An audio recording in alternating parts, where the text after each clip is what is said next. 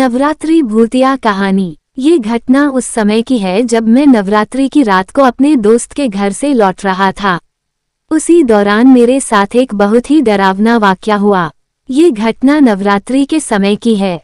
मैं अपने दोस्त के घर नवरात्रि में दिया गया होमवर्क पूरा कर रहा था।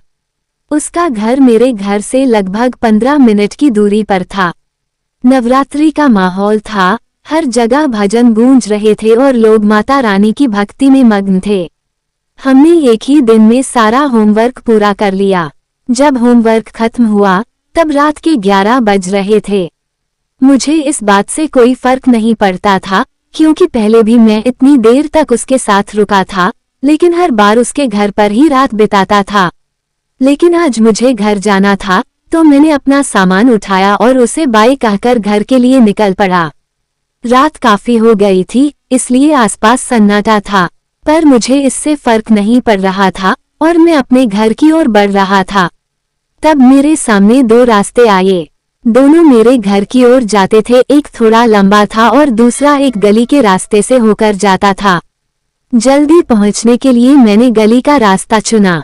वो एक सुनसान गली थी, जिसमें लोग रात तो क्या, सुबह भी मुश्किल से जाते थे।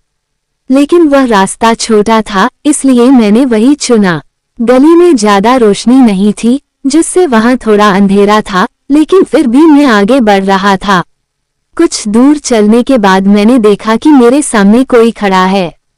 उसकी परछाई धुंधली थी और वो एक कोने पर खड़ा होकर मेरी ओर देख रहा था। वो जो भी था, काफी लंबा था और उसके सिर पर दो बड़े सींग नजर आ रहे थे। उसे देखते ही मेरे कदम थम गए और शरीर डर से कांपने लगा। वो मेरी ओर बढ़ा नहीं, बस दूर से मुझे देखता रहा। मैंने हिम्मत जुटाई और माता रानी का नाम लेकर आगे बढ़ा। उसकी लाल आंखें मुझे लगातार घूर रही थीं, लेकिन मैंने ध्यान नहीं दिया और गली पार कर बाहर आ गया। बाहर निकलते ही मुझे राहत मिली।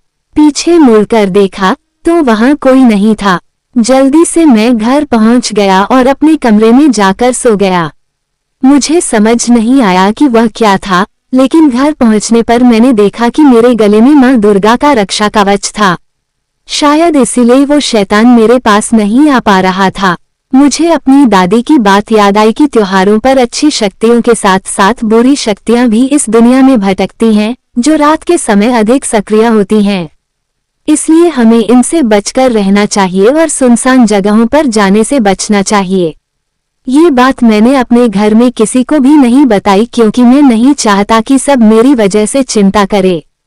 तो दोस्तों, ये थी नवरात्रि के समय की मेरी कहानी। आपकी प्रतिक्रिया का इंतजार रहेगा।